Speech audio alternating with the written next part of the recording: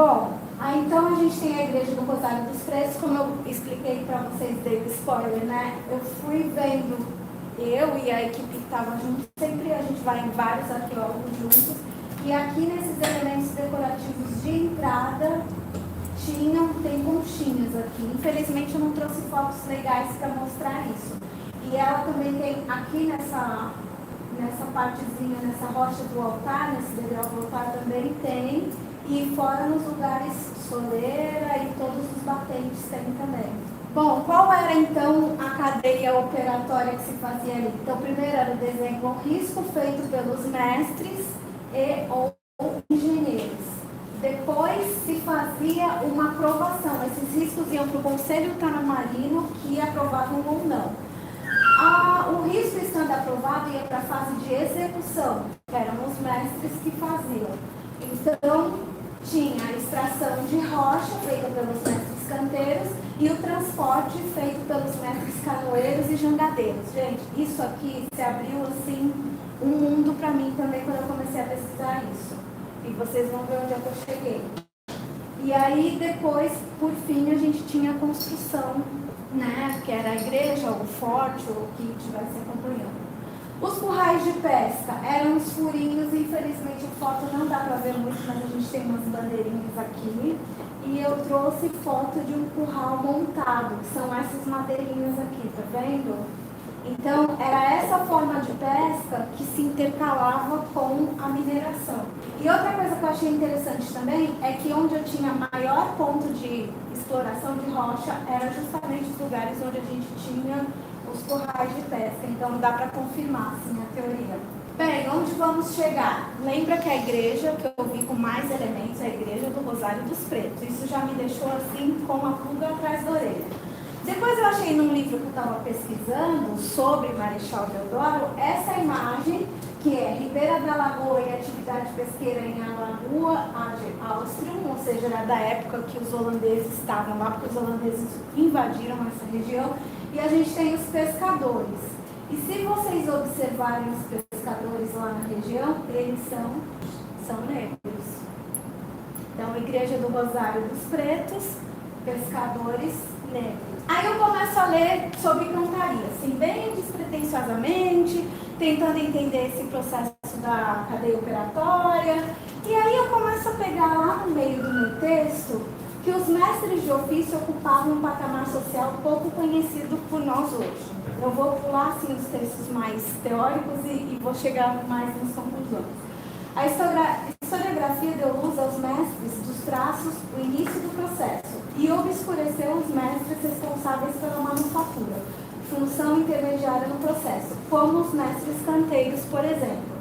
Então, a gente sempre tem a assinatura dos mestres brancos, os primeiros, mas geralmente uma obra de igreja, a gente até brinca, Adriana adora usar essa expressão, nossa, isso está demorando que nem obra de igreja, porque demorava 100 anos, 200 anos. Então, imagina que a pessoa que fez o risco não foi a mesma que coordenou todos os processos, essa pessoa foi mudando.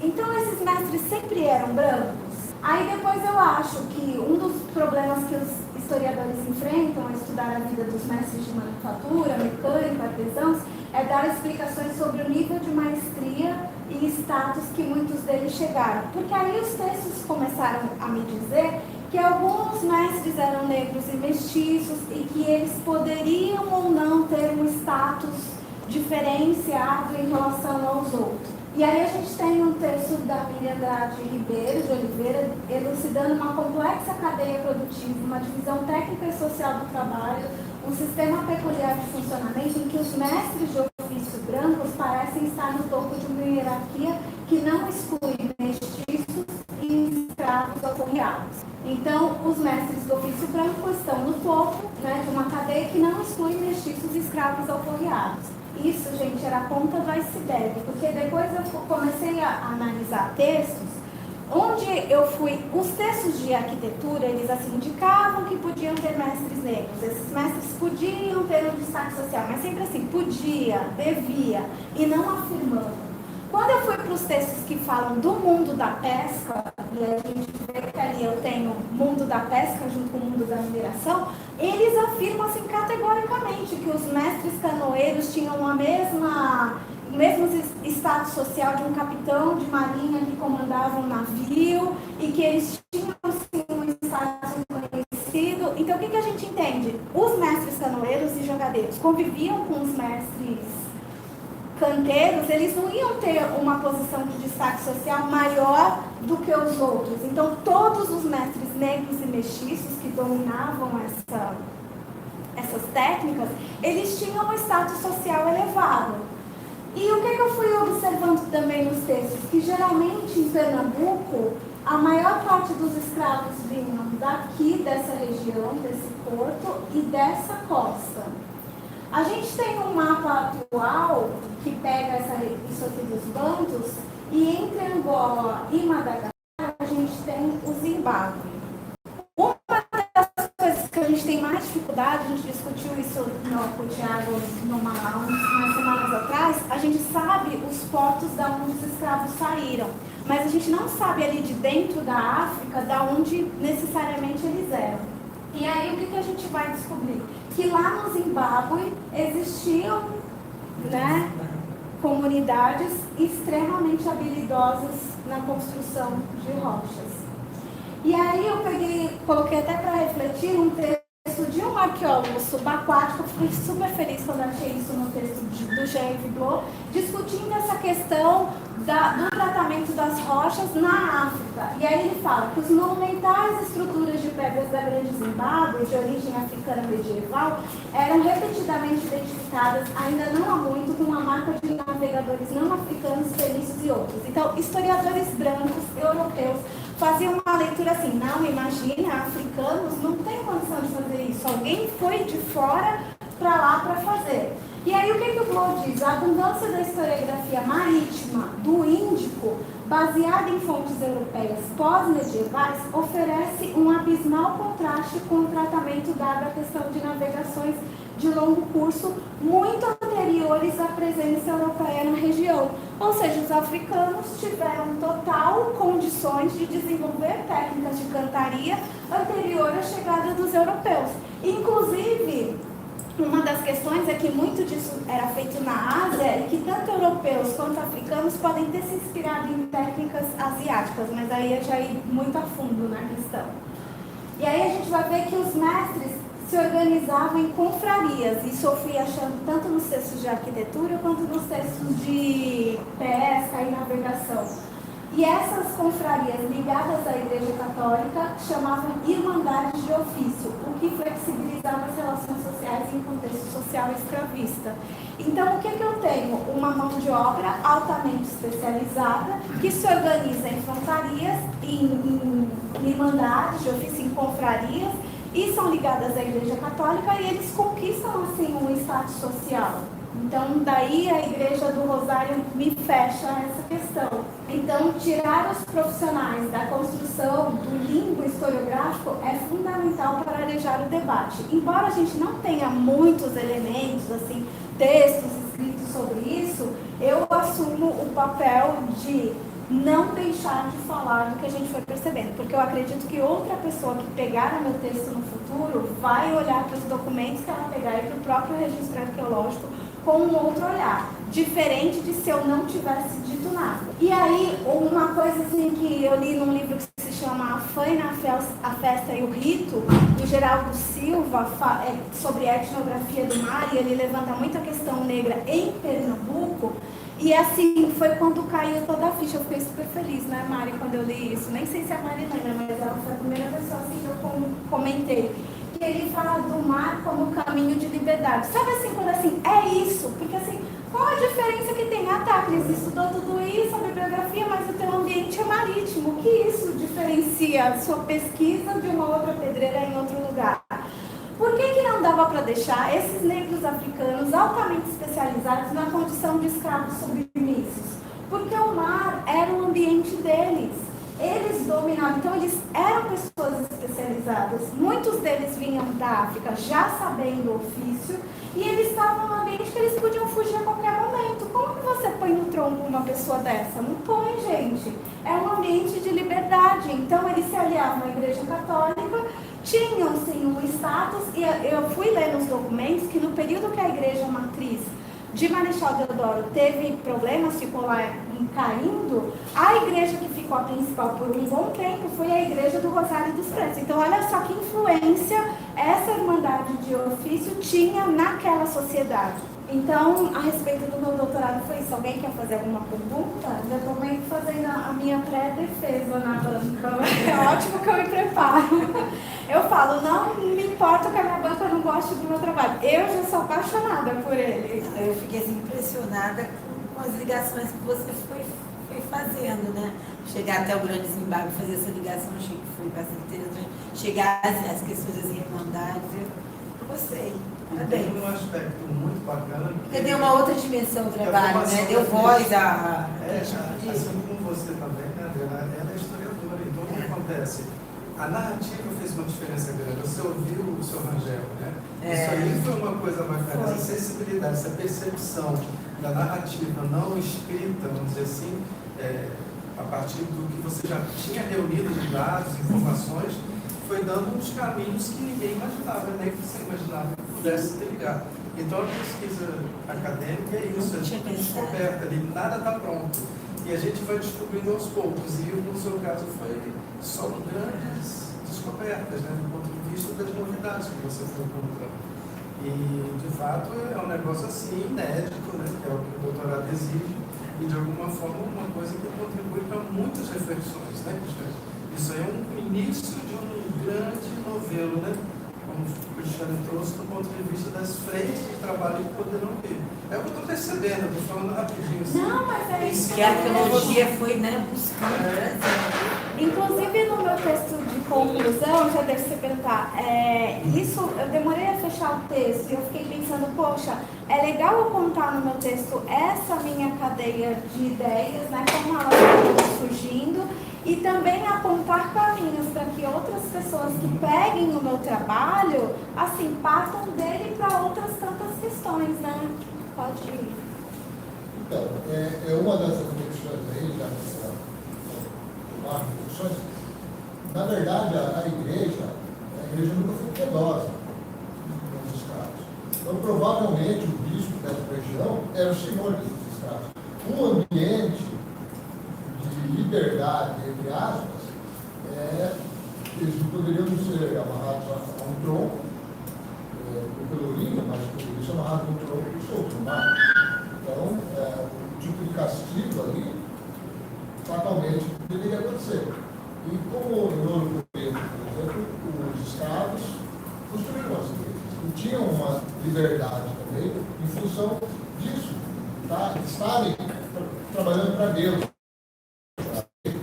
A igreja ofereceu uma pseudo-proteção aos escravos, mas outra coisa não é, senão a própria exploração.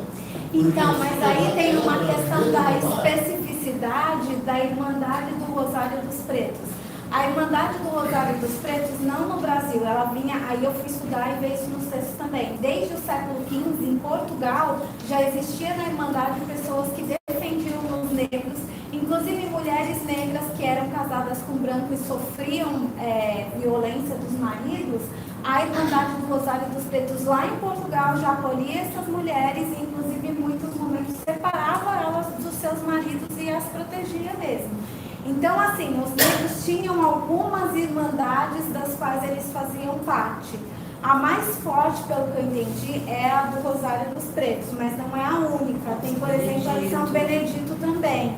Era outra irmandade. Então assim, existia um casamento de coisas. Eles se organizavam, mas não eram bons. Então eles se organizavam, eles eram mestres, eram pessoas que tinham um conhecimento, sabiam com quem na Igreja Católica eles podiam contar e se aliavam a eles para terem o seu status social reconhecido. E outra questão do fugir, do ter o mar como ambiente de liberdade, também vários documentos, tanto cartas de viajantes, quanto jornais, mas os jornais são mais do século XIX, mas assim, os jornais do século XIX confirmam questões colocadas pelos viajantes, de que tem um trecho assim do Geraldo Silva que ele é até engraçado, porque ele diz que os negros fugiam e às vezes eles voltavam para o mesmo lugar e estava tudo bem, tipo, ninguém prendia ele de novo e fazia de conta que... Mas aí o cara que era branco e rico precisava de um jangadeiro, e aí ia ficar sem? Pagava para ele, pagava um bom valor para ele, mesmo sabendo que ele tinha fugido, e ele continuava ali de boa. Outra questão que é interessante entre eles é que diz que alguns desses mestres eram também donos de escravos, coisa que também acontecia lá em Minas Gerais bastante. Mas diz, de novo, relatos de viajantes contam que a relação não era como de um branco dono de um escravo negro, que eles tinham praticamente uma relação de igualdade. E isso, mais de um relato de viajante conta a mesma coisa. Então, por isso, por todas essas questões, que o Geraldo Silva chama o mar de caminhos de liberdade, e aí eu me apropriei tanto dessa expressão que ele usa em um trecho do livro, e eu uso na minha introdução, no meio do meu texto, na minha conclusão, porque foi muito assim, do tipo, esse é o diferencial daquela pedreira ser no mar, ela realmente proporcionava uma outra relação social. E aí não tem só o meu trabalho, já tenho o do Geraldo, tenho o meu, e a Luciana Nunes, que é outra arqueóloga, que discute a Praia da Preguiça em Salvador. Inclusive, assim, conversas com a Luciana Nunes me animaram muito a continuar escrevendo a respeito disso com mais liberdade, porque ela falou, vai na minha tese, realmente fui, também bebi de monte, e ela conta a mesma questão na Praia da Preguiça em Salvador. Então, assim, na verdade, a gente tem na historiografia recente desconstrução de alguns padrões que a gente tinha até a década de 80, até a década de 90, de pasteurizar a escravatura como uma coisa só e colocar todos os negros como muito submisso. Na verdade, essa historiografia escondeu o papel do negro como protagonista da história. E aí, com esses trabalhos, a gente vai vendo isso. Por que é tão difícil? Muitas vezes não é que o documento não diz, mas quem está analisando o documento não tem a coragem de dizer. Mas aí, só um porém, eu entendi o que ele falou, só para a gente ter cuidado, para não harmonizar as relações de escravidão e ver a irmandade como uma forma de resistência.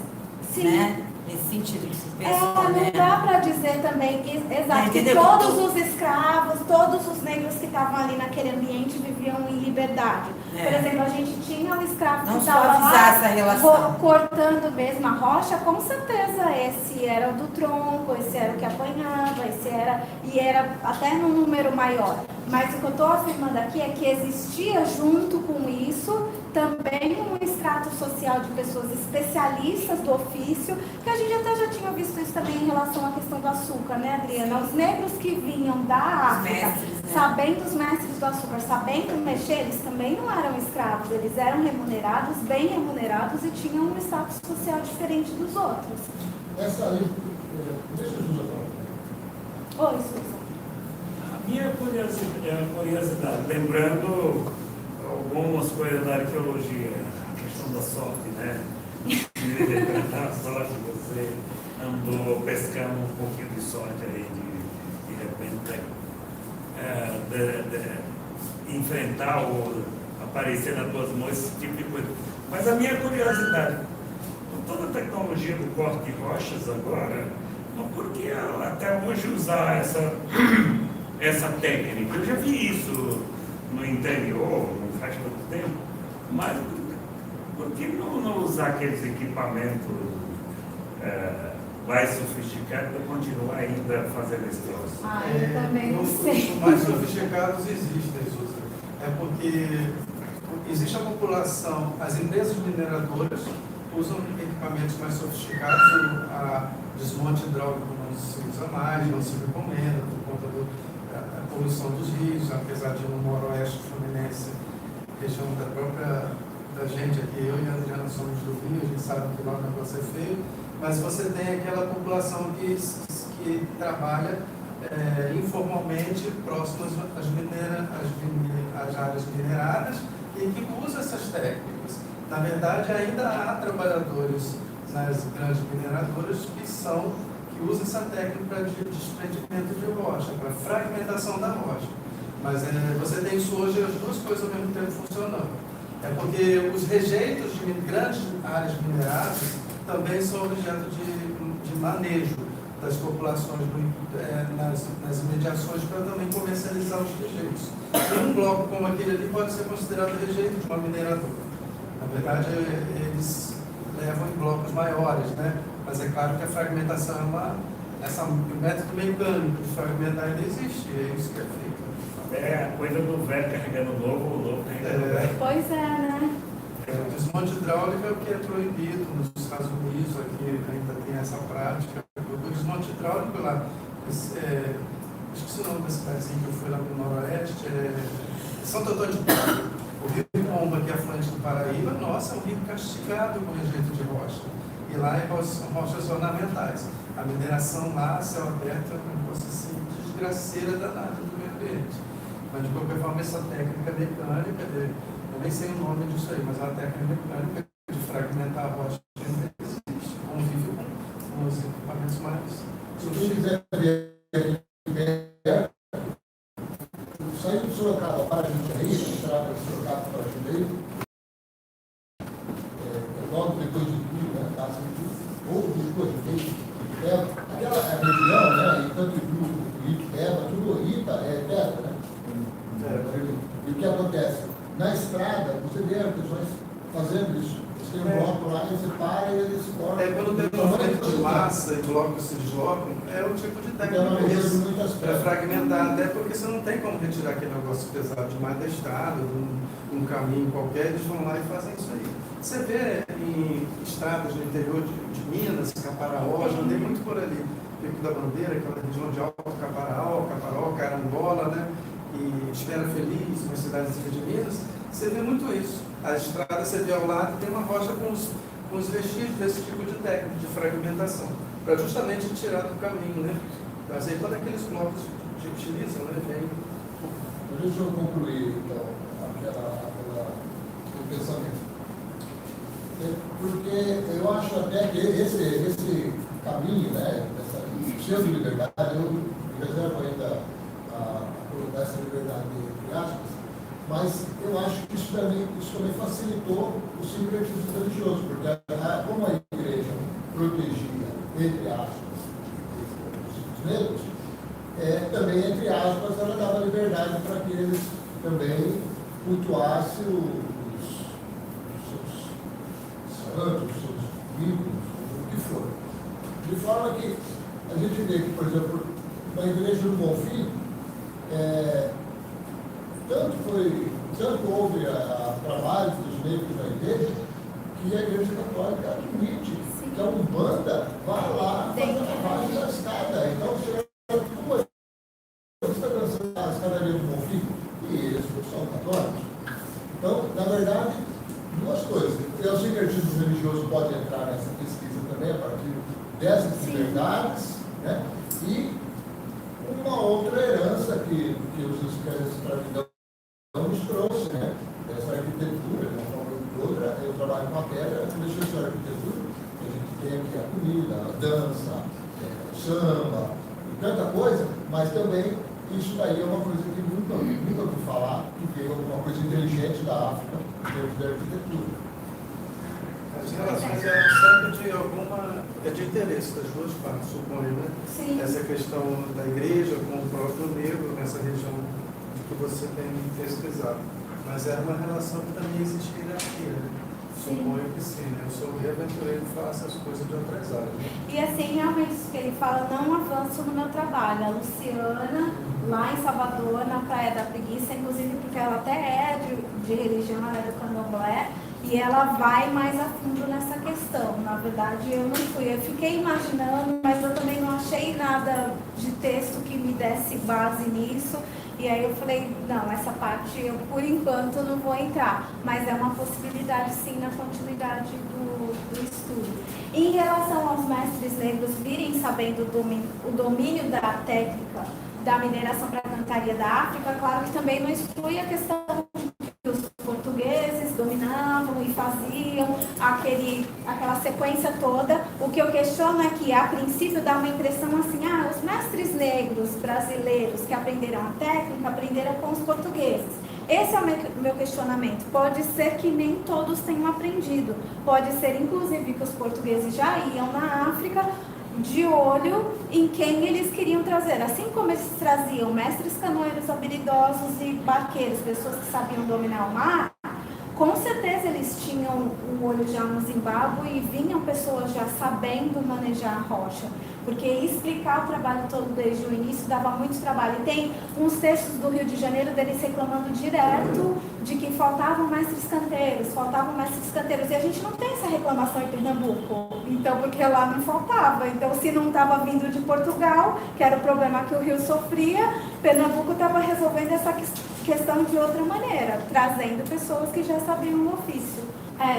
Agora eu já estou indo para o final, gente, para concluir. Na verdade, estou segurando vocês, foi o Gilberto, que falou que para as pessoas que querem o certificado com maior tempo, a da Adriana, a minha e do Gilberto, elas foram um pouquinho maiores, mas eu já estou concluindo já. Só para não deixar de falar, até porque é o tema assim, do meu coração, o meu tema de mestrado foi refletindo sobre musealização no encontro entre público e arqueologia marítima em Santos. Então vocês já perceberam que na minha cabeça o Brasil tem que ter um museu de arqueologia marítima e mais ainda, tem que ser em Santos. Eu sou muito bairrista, gente. Eu tive que sair de Santos, né, Mari, para ver isso, assim, que eu sou muito santista. Então, na minha dissertação, trabalhei com 3 temas principais, que foi arqueologia, comunicação e recepção e museologia, para essa criação do que seria o Museu de Arqueologia Marítima em Santos. Eu trabalhei muito com temas da nova museologia e da arqueologia pública, porque eu fiz todo um estudo, mas eu desenvolvi em paralelo com crianças, o mesmo estudo que eu fazia sozinha, eu levava para as crianças. E no final, a conclusão que eu tive desse museu foram nossas, na verdade. Até a Mari, hoje eles devem ser da idade da Mari, porque levaram a Mari para campo e ela tinha 9 anos, agora ela tem 16. Então os meus meninos lá já estão com 16 hoje. Por que eu defendo a questão de um museu de arqueologia marítima? Essa é uma foto aérea da nossa cidade. Gente, mesmo se Engenho dos Erasmus, fica aqui, está ligada à questão da navegação, está ligada à questão do açúcar, está ligada à questão do escoamento da produção pelo canal. Na beira d'água é um sítio marítimo. A gente tem aqui na Ilha de Ana, mais ou menos aqui, sítios de sambaqui. Então, assim, por mais que a gente tenha sítios mais para dentro, tudo na nossa cidade tem uma relação com o mar. A Adri que gosta muito dessa frase, que eu nem sei de quem relação com o mar. Tem também a Porto das Naves, né? Está totalmente abandonado, justamente em exceção de Sim, a gente é bem de olho, assim, no Porto das Naves. Há muitos anos eu tenho muita vontade de estudar o Porto das Naves. Quem sabe aí se abre essa possibilidade depois do meu doutorado. Não é não, Gilberto? Cristiano, eu vou fazer uma pergunta para você, foge um pouquinho de coisa. Como você citou vários navios que afundaram na costa de Pernambuco e Ilha-Terra, aqui em Santa tem o professor Bernardo, aquele navio. Está uma briga danada, a Ilha-Terra está querendo levar para afundar. Depois agora apareceu uma fundação do mar que Da USP, né? O que você acha? Eu não sou a favor de afundar o presidente Bernardo, né? É praticamente um museu ambulante que foi usado para pesquisa, né? Então eu penso que ele pode ser explorado ambiente marinho de forma artificial para ter riqueza maior no ambiente marinho, isso não é argumento. Não falta embarcação para isso. É um Uma desperdício. embarcação artificial, um objeto afundado que vai promover a diversidade marinha. Isso é discurso de enganativo. E outro desperdício, pegar uma embarcação com a história do professor Você Bernardo tem barco fazer navio da Mar no Rio de Janeiro, no Porto do Rio, para visitação. Esse navio ali pode ser restaurado para manter ele parado, como visita, como um museu flutuante, que se pode dizer. Você pode investir numa coisa muito mais nossa costa, no ponto de vista museu, do turismo né? científico. O turismo científico as pessoas nem entendem muito bem. É uma oportunidade que tem que ter um bem desse aí, um grande potencial para o turismo ou científico. no próprio porto, ele ficar Isso. como ele está e ele ser aberto para visitação. Contar sua própria ele ser história. musealizado, sim. Às vezes aqui em Santos, eu sou 5 anos morador aqui, né? Eu sou meio agitado, meio nervoso. Santos, às vezes, tem feiras aqui, offshore, essas coisas, petróleo e gás, aí tem um slogan assim, a riqueza passa por Santos. Passa por Santos, Passa, porque vai não embora.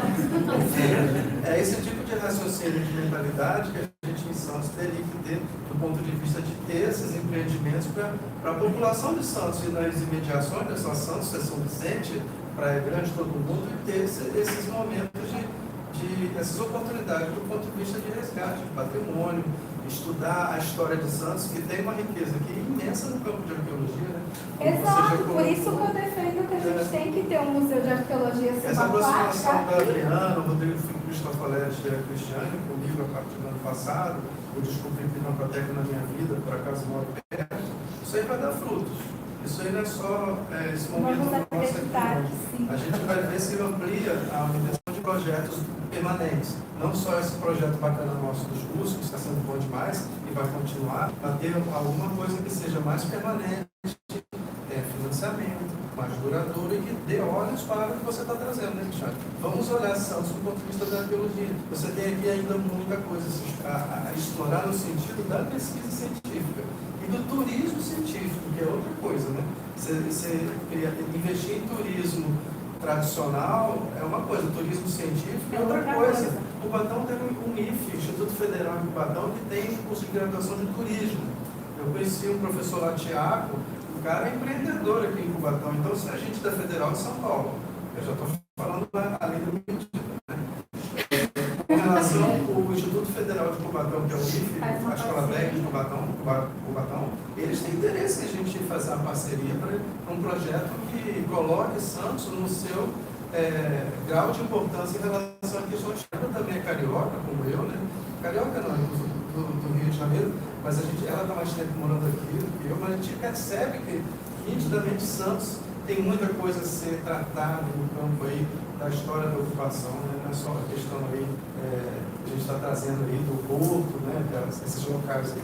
O que deve ter de material, Bertioga perto daqui, por exemplo, o que deve ter de material que não se conhece, de remanescente de sambaqui, deve ser uma coisa extraordinária. Envolve equipamento, até para conservação, assim, A gente já tem material para um bem no mar, você tem que dessalinizar aquilo, você tem que manter aquilo, não é restaurar com mais materiais, você tem que ter um trato. Isso tudo É que a arqueologia, assim, ela é uma ciência que ela precisa de dinheiro, mas nem sei se eu devia falar isso se gravando, mas ela é uma ciência que também traz dinheiro, né? Porque se você tem uma fundação e você alia o licenciamento, então você tem como manter a tua instituição por via do licenciamento também. Além de captação de recursos, tanto por meio de edital como captação de recurso direto, ou seja, um projeto bem montado tem como ser bastante autossustentável, né? E como o Gilberto falou, a nossa cidade tem assim, um potencial arqueológico incrível, como todo o litoral de São Paulo. Vocês viram falando que os sambaquis mais antigos da gente são em Cananéia, que é aqui perto do litoral sul. Tem, como o Gilberto falou, Bertioga, a legislação brasileira, que é a 3924 de 1961, que é para salvaguarda de todos os sítios arqueológicos e a qual a gente se baseia até hoje, ela foi criada para defender os sambaquis do Guarujá, porque o Paulo Duarte, da USP, do Instituto de Arqueologia, ele pesquisava que ele trouxe o Paul Rivet do Museu do Homem de Paris, lá na França, e viram que isso tudo era magnífico e que estava se perdendo muito rápido, e por conta dessa angústia dele, então, de sítios arqueológicos que a gente tem muito perto da gente, nós já temos uma lei brasileira que defende todos os sítios arqueológicos, um lugar que abrigue esses objetos, né, que fale com as pessoas sobre isso, porque a gente tem mais de 50 anos de pesquisa. O que acontece? Saber que isso existe aqui. Então os materiais eles vão para Campinas, vão para São Paulo, vão para Jundiaí, vão para qualquer instituição fora de Santos que se comprometa a ficar, e aqui mesmo a gente não tem. E o pouquíssimo que a gente tem aqui estão abrigados de um modo que nem a gente que é pesquisador hoje, a gente não tem acesso a esses materiais.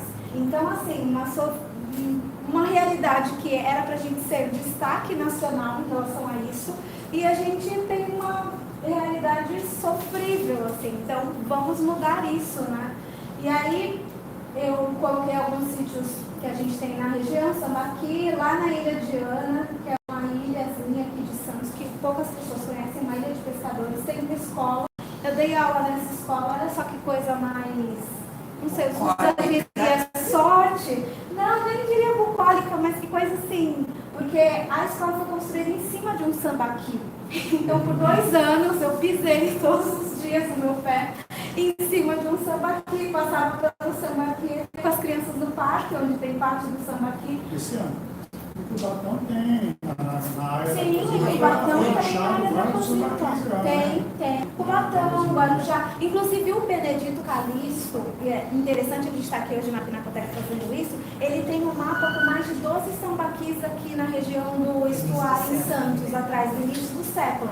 2 a gente sabe que um era da Ilha de Ana e outro era do sambaqui Sandy, que foi descoberto na época da Igrapote. Mas se bobear, a gente tem coisa que o Benedito Calixto mapeou 100 anos atrás que a gente ainda não conhece e não estudou. E tem que lembrar de uma coisa, o homem pré-histórico não é bombom, sabe?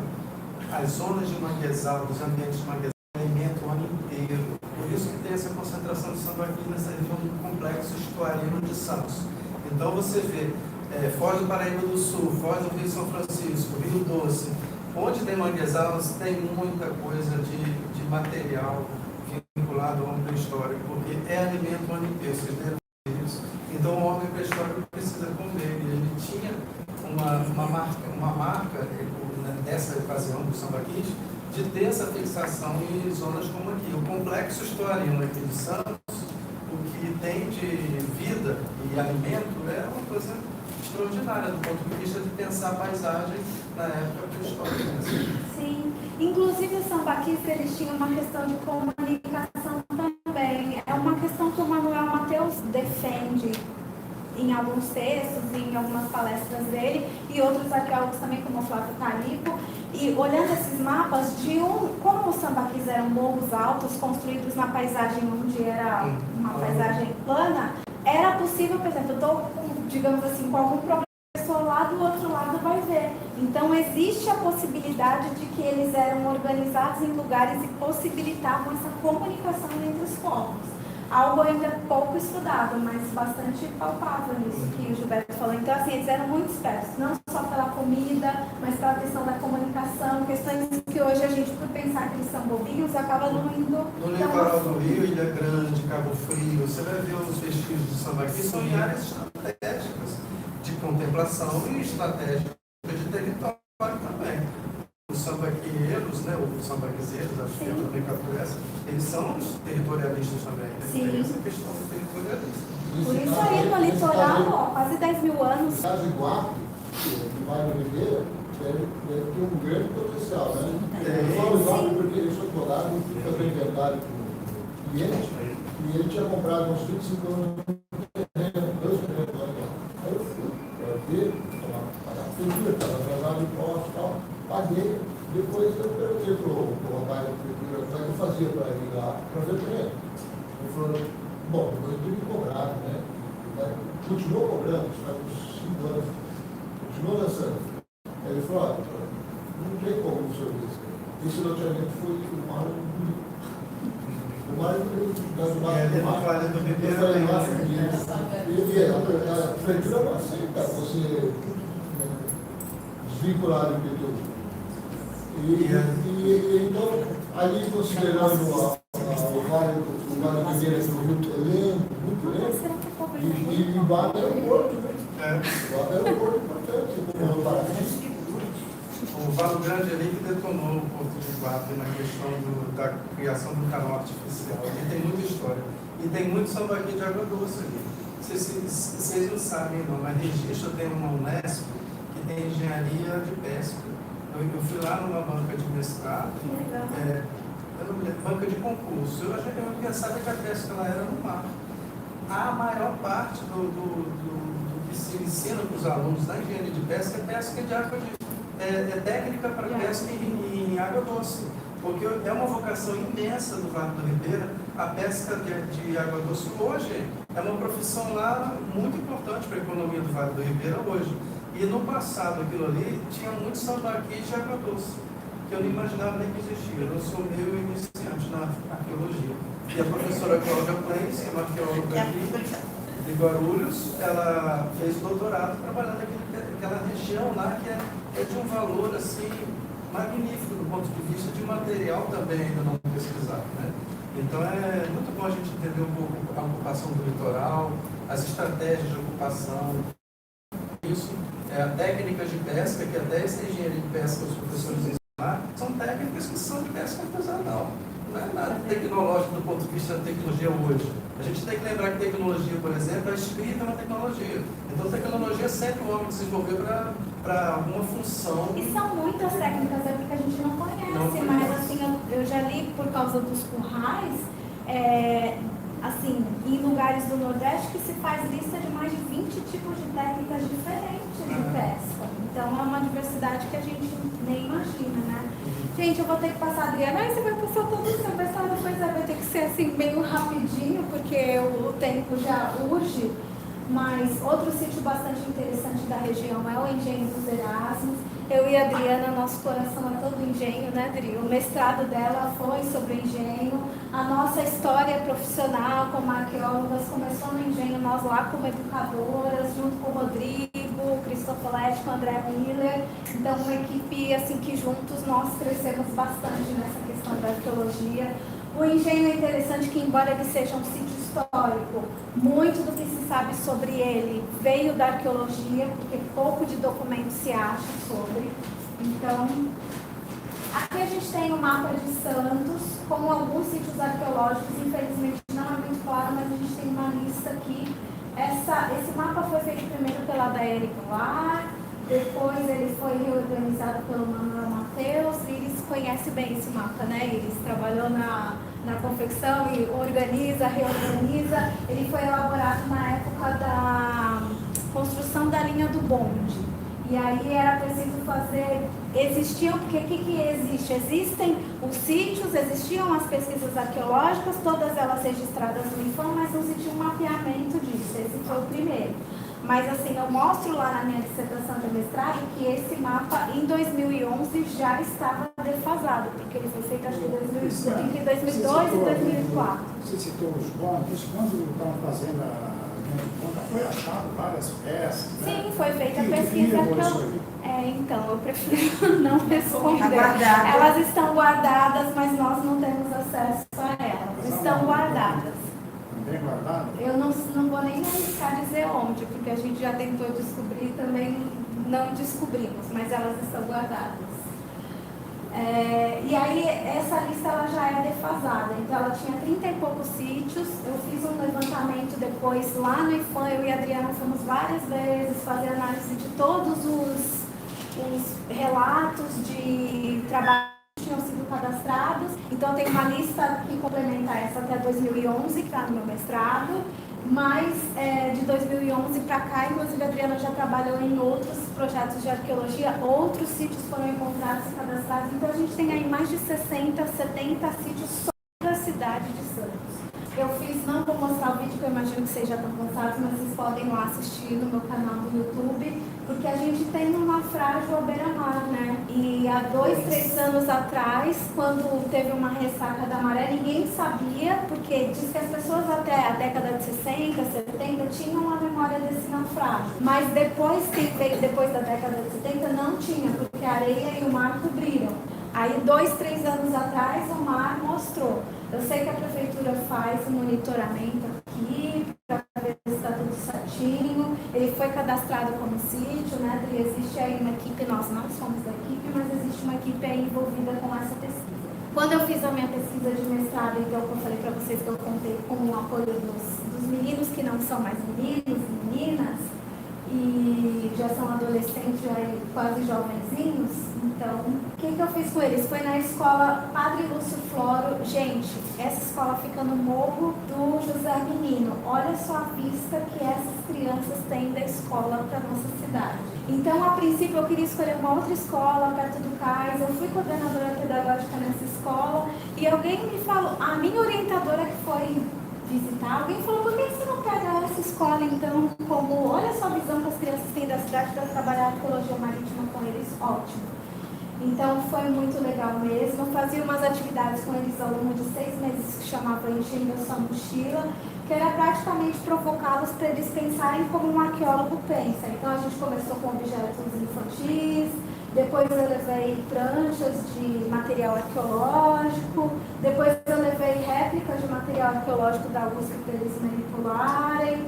Eles foram para o centro histórico, a gente fez um roteiro arqueológico que eu e a Adriana montamos. Esse roteiro tem na minha dissertação, tem na dissertação da Adriana. As duas orientadoras concordaram da gente pôr a mesma metodologia em dissertações diferentes, mas o que eles observam sobre tudo que não existe mais. Então, a igreja matriz não tem mais. Então, eles construíram aqui um quebra-cabeça com imagens de coisas que não tem mais, e a gente tentava descobrir onde era, como era essa cidade desses monumentos que não existem mais. Aqui é a mesma situação na Praça Mauá, onde existia o chafariz da coroação. Ela está com uma foto que mostra o chafariz e olhando para o lugar onde ele ficava. Aqui a minha orientadora Marília Xavier Cury veio conversar com os alunos e falar sobre museologia, como montar uma exposição, tudo para eles entenderem. Trouxe uma maquete, eles adoraram, se divertiram nessa maquete. E o meu atual orientador, que é o Paulo Bola de Camargo, falei tanto dele, né? Ele aparece aqui em um pedacinho, veio falar sobre arqueologia subaquática para as crianças e eles adoraram também, porque ele trouxe a roupa, ele trouxe o caderno que escreve embaixo d'água, eles ficaram assim encantados. E no final, o mais interessante foi que eu não falei para eles o que eu ia fazer com eles. Assim, por que eles estavam fazendo aquilo? A gente foi simplesmente fazendo. Aí quando chegou no final, eu falei assim, outro dia eu vou vir gravar com vocês uma coisa assim, se a gente fosse pensar um museu de arqueologia marítima para Santos, como que esse museu seria? Gente, eles não deixaram eu voltar, não teve o outro dia, porque todo mundo queria falar. E foi muito legal, assim, criança é muito espontânea, né? Eu adoro trabalhar com criança. E aí, das ideias que eles deram, a gente depois foi mapeando, tem tudo isso lá na dissertação, mas que o museu tinha que ser mais colorido, porque eles visitaram outros museus da cidade, falaram de arqueologia marítima, tem que ser colorido. Tem que ter simulação de ambiente marítimo, eles não usaram essa palavra, mas assim, a gente pode se sentir no mar quando tiver. Gente, criança é demais. Duas coisas que eles citaram que vários museus do Brasil não têm. Restauro e conservação. Alguém que restaure, vai ter alguém que conserve. Muitos museus do Brasil não têm. E outra coisa que eles falaram, tem que ter pesquisa, tem que ter um arqueólogo no museu. A maioria dos museus de arqueologia não tem arqueólogo trabalhando no museu, que é um absurdo. A Beatriz, que é sua amiga, é privilegiada de trabalhar no Museu de São Martinho de Joinville. Mas muitos museus de arqueologia não têm arqueólogo trabalhando no museu. Modelos humanos, então pessoas trabalhando para os outros verem, ser dividido em temas, ter painéis explicativos, ter um sítio interativo. Aí tem que ter um lugar onde as pessoas escavem, elas vão lá e façam de conta que estão escavando. Então, assim, eles deram ideias maravilhosas. Claro que lá na dissertação está muito mais pormenorizado, mas a partir daqui dá sim para montar um bom plano museológico só com as ideias das crianças. Mas claro, isso foi feito em 2011, uma construção nova, a gente teria que revisitar os temas, a nossa cidade mudou, a gente mudou, eu mudei. Então, mas a ideia de que isso pode e deve ser feito, isso não mudou. E aí tem algumas considerações que são da dissertação mesmo, mas uma é de que esse estudo, né, da dissertação é o início para a musealização de arqueologia marítima em Santos, podendo ser utilizado em contextos semelhantes. Porque isso a minha orientadora fala, que eu descrevi muito como que eu fiz o estudo com as crianças. Então, se outra pessoa quiser fazer um museu em outro lugar, usando a mesma metodologia que eu usei, lendo a minha dissertação, ela consegue fazer tranquilamente. Bom, então entrem no meu canal Arqueologia Alternativa, tem vários vídeos, alguns que eu mostrei. Alguém tem pergunta? Antes de vocês irem embora, você tem sorte? Porque eu trouxe aqui umas coisas para sortear. Então,